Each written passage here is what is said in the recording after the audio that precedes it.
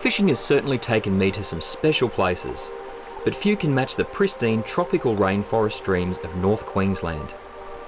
This is the habitat of the jungle perch, an extraordinary little fish that must once have ranged at least as far south as Brisbane. Sadly, apart from some fragile remnant pockets that are still hanging on in southern waters, jungle perch are now mostly confined to the rivers and creeks between Mackay and the top of Cape York. The first thing that I discovered about fishing for jungle perch, or JPs, is that it requires a bit of effort. You need to be willing to hike back quite a distance into some remote country. This means carrying a small backpack with the gear you need and plenty of drinking water. The upside is that junglies live in some amazingly spectacular country, so it's more than worth the effort involved. So Simon, what's our plan of attack when we approach these little pools that we're sneaking up on? First thing you want to do is pinpoint where the water's running in. That's the prime spot. That's generally where you're going to get the fish holding. Next thing you have to do after that is work out the best angle to get to that hot spot. These guys are probably the most aware fish that I actually chase. So they know what's going on and they know when you're there, so you don't want to get too close. You want to stay back and try and make long casts.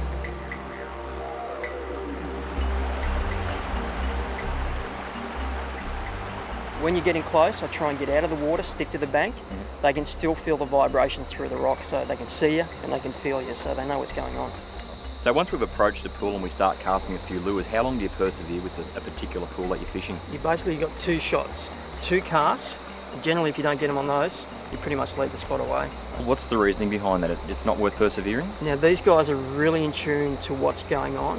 They know when a lure gets there or when a piece of food gets there, so they're going to eat it, they're going to eat it straight away. So if they reject you, move on. Okay, so they're very, very quick to wise up in the crystal clear water? Yeah. We usually find that we can fish our way up and just forget fishing on the way back. You just walk back to the car and head home. Okay, fair enough in general. Usually fish top waters, little like Rebel teeny torpedoes, and the little poppers. Keep them small, nice bite size, and if you want to fish a little deeper, you just go for a shallow runner. These clear waters are nutrient deficient, in other words, there's not much tucker. As a result, fish are scattered through the system and you need to cover lots of water. Shannon, this is a perfect example of one of those bigger pools that we were talking about earlier.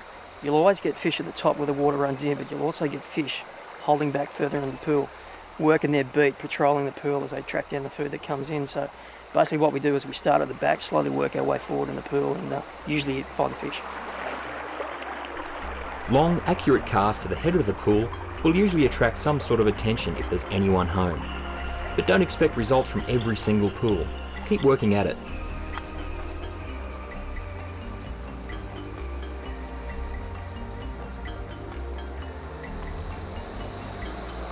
Well, furled on it straight away. Most jungle perch aren't big fish, but they're all special. Many will fit in the palm of your hand, while some may weigh half a kilo or so. Every now and then, if you're really lucky, you may cross paths with a kilo-plus specimen.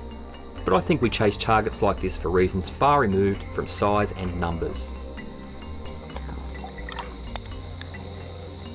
Mate, I've noticed with a lot of your casting that a lot of times you're actually casting over rocks and letting the current sweep it around and push the lure around and just do different little current eddies and areas of movement. What sort of leader are you using? Because I imagine it's going to cop a bit of wear and tear. You want something that's fairly hard wearing, that's going to cop working over those rocks all day long, but you want to keep it fairly light. Anything heavier than 6 pound, you're really making your casts a bit too short, so keep it nice and light and nice and tough. The tackle we're using is based on light 7-foot spin rods and small spinning reels, spooled with fine gel spun line. It's real finesse gear.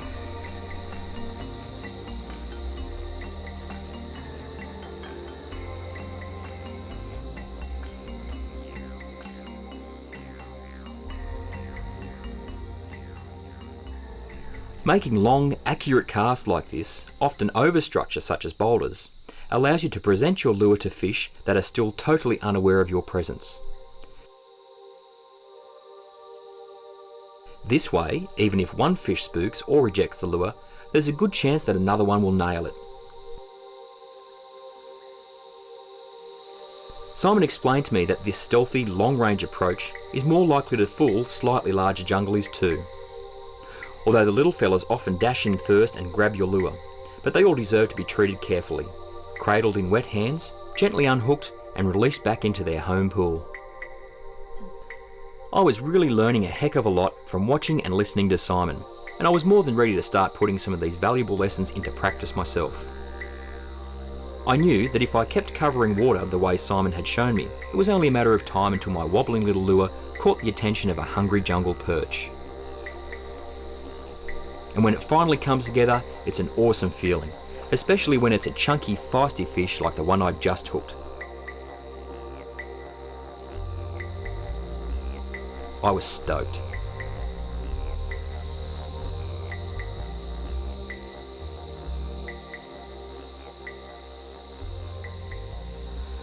Well, here's my first jungle perch, and exactly like Simon said, they're really amazing looking fish. Beautiful colours to them. They're really different to anything else that I've seen before. You can tell that they're built for this environment. Their silver undersides and mottled top makes them able to blend into their environment really, really well. And they're very hardy fish. Actually, when you feel the fish, they've got a really solid feel to them, almost like a sooty grunter. They're not soft, they're really quite tough with a heavy duty scale on them. This little guy here, we've changed to some deeper diving lures. I just cast up into the shadowy side of a large boulder there, and on this little rebel crawdad, he snuck out and dived all over it. So I'm really happy with that fish, amazing. But the great thing about this place is the environment. It's as much about as where you're fishing as what you're actually fishing for. It's a really, really pretty place. We've got streams running all through the boulders, the sound of cicadas in the background. It's amazing. It's one of those things that it's often worth getting off the beaten track. You just never know what you might find in your own backyard.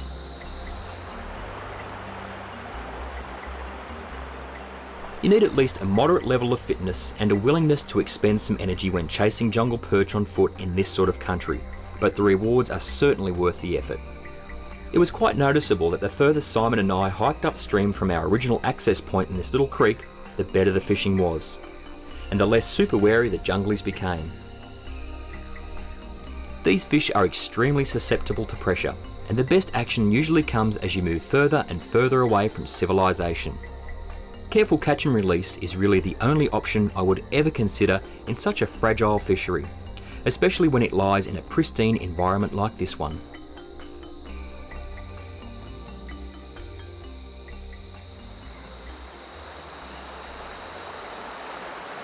Mate, it's a very, very pretty place, but it really looks like it'd be a really harsh environment for these fish. I take it they're fairly hardy sort of fish?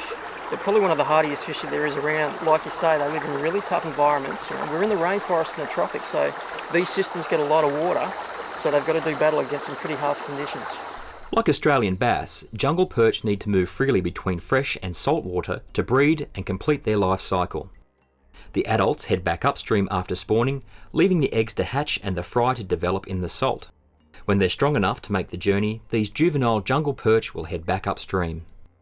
The construction of dams, weirs, barrages, and even poorly designed road culverts can all break this cycle. These structures leave the small fry stranded in the lower reaches where they're susceptible to predators. Within a few years, populations of jungle perch vanish. And this has probably been the biggest cause of them disappearing from the southern end of their range.